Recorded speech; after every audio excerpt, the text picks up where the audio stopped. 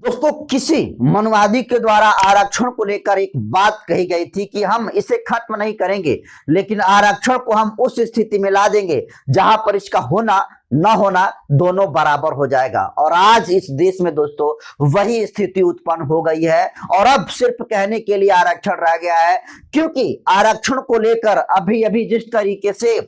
इस देश का सर्वोच्च न्यायालय यानी सुप्रीम कोर्ट और सुप्रीम कोर्ट के 93वें चीफ जस्टिस ऑफ इंडिया बने जस्टिस सूर्यकांत ने आरक्षण को लेकर एक ऐसा फरमान जो है जारी कर दिया है, एक ऐसा जजमेंट दे दिया है जिस जजमेंट से इस देश में मिलने वाले दलितों आदिवासियों के आरक्षण सिर्फ नाम मात्र का रह जाएगा और ये आरक्षण धीरे धीरे फॉरवर्ड क्लास जो समर समाज के लोग हैं वो उस पर हमला कर लेंगे अगर इस तरीके से जजमेंट आएंगे तो आपको बता दूं कि जस्टिस सूर्यकांत ने आरक्षण को लेकर इस वक्त का सबसे बड़ा जो है हमला बोला है। और हमला ऐसे बोला है, ऐसे वो आरक्षण को खत्म कर रहे हैं कि आपको लगेगा कि आरक्षण है, लेकिन सच तो यह है कि आरक्षण का अभी नहीं दिख रहा है। आपको बता दूं कि अभी हाल ही में जो है जस्टिस सूर्यकांत और जस्टिस जयमाल्या बागची की बेंच ने एक फैसला सुनाया है और वो फैसला माता पिता के केस में सुनाया है कि पिता नहीं मां की जाति से बच्चों को मिलेगा कास्ट सर्टिफिकेट। यानी अगर एक औरत और उसके पति जो है अगर दोनों का इंटर कास्ट मैरिज है और इंटर कास्ट मैरिज में आपको बता दूं कि जो वाइफ है, जो मां होगी लड़के की, उसी की जाति का सर्टिफिकेट लड़के या जो भी बच्चे होंगे उनको मिलने का काम किया जाएगा। ये फैसला बिल्कुल जो है तानाशाही और निरंकुशता की ये एक निशानी है और इसको देखिए कितने सॉफ्ट तरीके से आरक्षण पर हमला है। यानी अगर किसी फॉरवर्ड को अगर शेड्यूल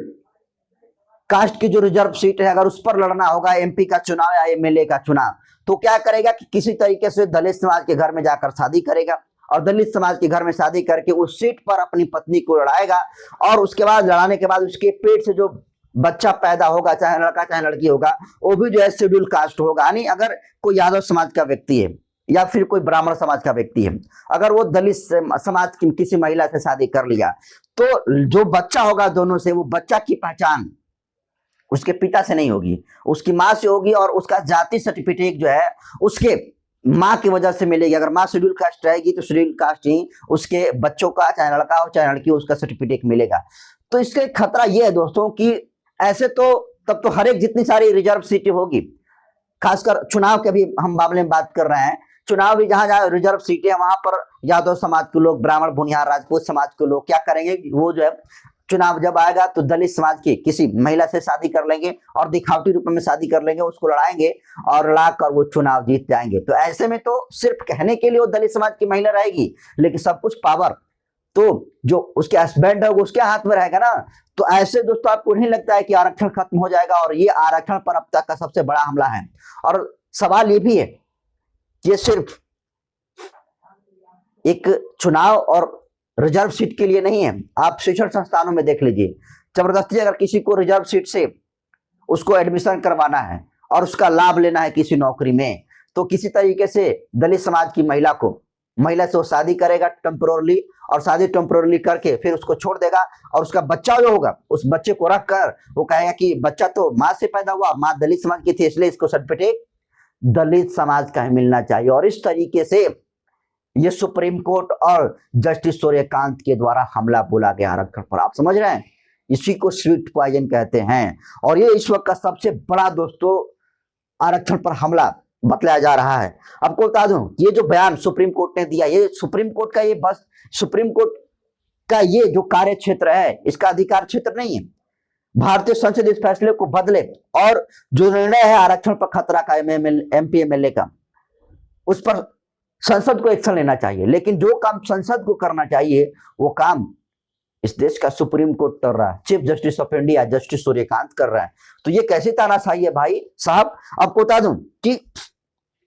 आजकल जज ही सब कुछ करने लग गए हैं और कितना बड़ी बात है ना कि संसद के कार्य में अगर हस्तक्षेप सुप्रीम कोर्ट करेगा, तो ये कहीं ना कहीं जो है सही नहीं है। क्योंकि आपको बता दूं कि SC/ST का प्रमाण पत्र मुझे लगता है कि उसी को मिलना चाहिए जो है उस SC/ST के वातावरण में जो समाज के लोग पले हैं, जो उसके दुख दर्द तकलीफों को समझते हैं, उसे ही SC/ST का प्रमाण पत्र मिलने का जो है हक है, जिन्होंने दलित की पीड़ा को समझा है। बाकी वातावरण को जिन्होंने महसूस किया है उन्हें आरक्षण दिया जा सकता है। लेकिन सोचिए कि कोई व्यक्ति, कोई फॉरवर्ड सवर्ण समाज का कोई व्यक्ति है, राजशाही उसके पास जीवन है, और वो देख रहा है कि मैं जनरल सीट से चुनाव लड़ रहा हूं और जनरल कैटेगरी से उसके बच्चे नौकरी नहीं ले पा रहे हैं, तो वो जो है किसी दलित समाज की महिला को बरगला फुसला कर कह सकते हैं, किसी भी तरीके से टेम्पोरली उसको इमोशनली ब्लैकमेल करके शादी कर लेगा और उसका यूज करेगा। जो बच्चा पैदा होगा, अब वो तिवारी या ब्राह्मण राजपूत नहीं रह जाएगा, वो माँ की वजह से उसकी जाति सर्टिफिकेट मिलेगी। तो इस वक्त की समझिए कि ये ऐसे सबसे बड़ा हमला जो है आरक्षण पर माना जा रहा है। और आपको बता दूं कि इस एंगल से आप समझ लीजिए कि आरक्षण लगभग जो है खत्म ही समझिए, और इसके खिलाफ में एक बड़े मोर्चे की जरूरत तमाम बहुजन समाज के लोग की जरूरत है। क्योंकि ये आरक्षण पर अब तक का सबसे बड़ा जो है हमला हो कि जो व्यक्ति दलितों के दुख दर्द को नहीं समझा, उसके वातावरण में नहीं पड़ा, उसके तकलीफों को नहीं समझा, उसकी पीड़ा को नहीं समझा, और वो मलाई खाने के लिए शादी करके जाति सर्टिफिकेट ले लेगा, और वो सब कुछ लाभ समर समाज के लोग ले लेंगे, जो लाभ रिजर्वेशन के मामले में, SC/ST एक्ट के मामले में इस देश के दलित और आदिवासियों को मिलता है। तो आप समझिए कि कितनी ये बड़ी जो है हमला अब तक के आरक्षण पर ये बोला गया है। और इस देश में दोस्तों दलित समाज और आदिवासी समाज को जिस तरीके से आरक्षण मिल रहा है, इस आरक्षण से